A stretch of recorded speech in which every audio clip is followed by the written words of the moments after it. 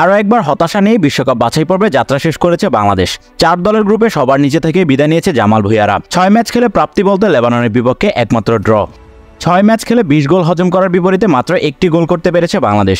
অবশ্য বিশ্বকাপ বাছাই পর্বের বিগত আসরগুলোতে বলার মতো সাফল্য নেই বাংলাদেশের। কারণটা বহু পরিচিত, গোল করতে না পারা। গোলের খেলায় আপনি যদি গোলটাই করতে না পারেন তাহলে সাফল্য আসবে কিভাবে? বাংলাদেশের বিশ্বকাপ বাছাই পর্বের যাত্রা শুরু হয় 1986 বিশ্বকাপ বাছাই পর্বে। এরপর থেকে 11টি বিশ্বকাপের বাছাই পর্ব খেলেছে বাংলাদেশ। 11 আসরে খেলেছে 66টি ম্যাচ, যার মধ্যে জয় মাত্র 11টি, হার 45টি আর ড্র করেছে বাকি 10 ম্যাচ। জয়ের হিসেব অবশ্য 80-90 দশকের পরিসংখ্যানে এগিয়ে। 1986 থেকে 98 এই 4 বিশ্বকাপে বাংলাদেশের জয় 6টি। এরপর বাকি 7 বিশ্বকাপ বাছাই পর্ব মিলিয়ে জয় মাত্র 5টি।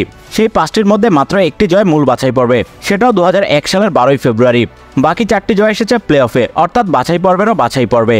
সবশেষ 2 আসরে প্লে অফ উৎসে মূল বাছাই পর্ব খেললেও 2006 থেকে 14 সালে মূল বাছাই পর্বেই খেলতে পারেনি বাংলাদেশ।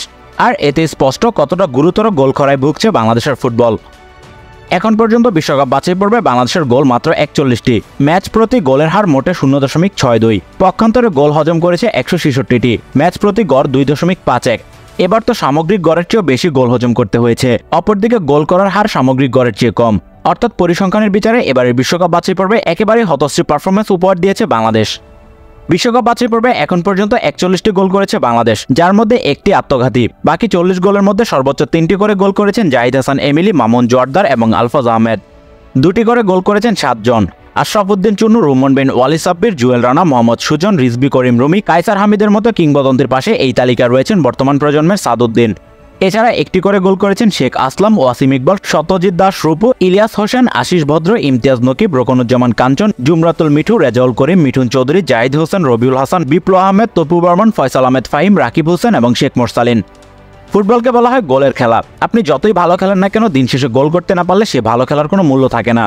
আর এই গোলের জন্য সবচেয়ে বড় ভরসা যোগান স্ট্রাইকাররা। আধুনিক ফুটবলে দলের সবাই আক্রমণে যুক্ত হলেও গোল করার বড় দায়িত্বটা স্ট্রাইকারের কাঁধেই থাকে। কিন্তু বাংলাদেশের বর্তমান দলটা স্বীকৃত কোনো স্ট্রাইকার ছাড়াই খেলে আসছে। অবশ্য কোচের হাতে যে খুব একটা অপশন আছে সেটাও নয়। ঘরোয়া ফুটবলে বিদেশিদের জন্য সুযোগ পায় না দেশি স্ট্রাইকাররা, যার কারণে থাকতে হয় বেঞ্চে। আবার খেলার সুযোগ পেলেও খেলতে হয় অন্য পজিশনে। তাই তো জাতীয় দলে গোল করার জন্য মোরসালিন কিংবা রাকিবের মতো উইঙ্গার বা মিডফিল্ডারের উপরই ভরসা করতে হয়। কাছাকাছি মানের দলের সঙ্গে তারা ভালো করলেও বড় দলের সঙ্গে ঠিকই পার্থক্যটা ফুটে ওঠে। কিন্তু এভাবে আর কতদিন? বাংলাদেশের তরুণ ফুটবলারদের মধ্যে স্ট্রাইকার হওয়ার প্রতিবাদে নেই সেটা কিন্তু নয়। বয়সভিত্তিক দলগুলোতে প্রতিবারই বেশ কিছু প্রতিভাবান স্ট্রাইকার নজর কাড়েন, কিন্তু সিনিয়র পর্যায়ে এসে কিভাবে যেন হারিয়ে যান তারা। পিয়াস আহমেদ, নোভা, মিরাজুল ইসলামদের মতো তরুণ স্ট্রাইকাররা বেশ আশা দেখিয়েছেন, কিন্তু তাদের বর্তমান অবস্থা কি? মিরাজুল, নোভারা এখন কোথায় আছেন? পিয়াস আহমেদ, নোভা এবারে মৌসুমে ছিলেন শেখ জামাল ধানমন্ডি ক্লাবে, কিন্তু লিগে মাত্র 5 ম্যাচে 224 মিনিট খেলার সুযোগ পেয়েছেন তিনি। এদিকে অপার সম্ভাবনা নিয়ে আগমন ঘটা মিরাজুল ইসলাম এবারে মৌসুমে বাংলাদেশ প্রিমিয়ার লিগে খেলার সুযোগ পেলেও প্রথম লিগে খেলতেই পারেননি। ব্রাদার্স ইউনিয়নের অভ্যন্তরীণ ঝামেলায় সেই সুযোগটা নষ্ট হয়। এরপর দ্বিতীয় লিগে 8 ম্যাচ খেলে করেন একটি অ্যাসিস্ট।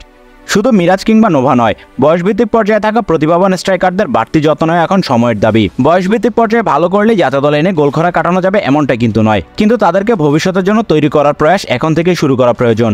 তাছাড়া বর্তমান দুরবস্থা কাটাতে সুলেমান দিয়াবাতেকে নাগরিকত্ব দিয়ে জাতীয় দলে খেলানোর ব্যাপারে বেশ কয়েকদিন আলোচনা হলেও এই বিষয়টি এখন অনেকটাই নীরব।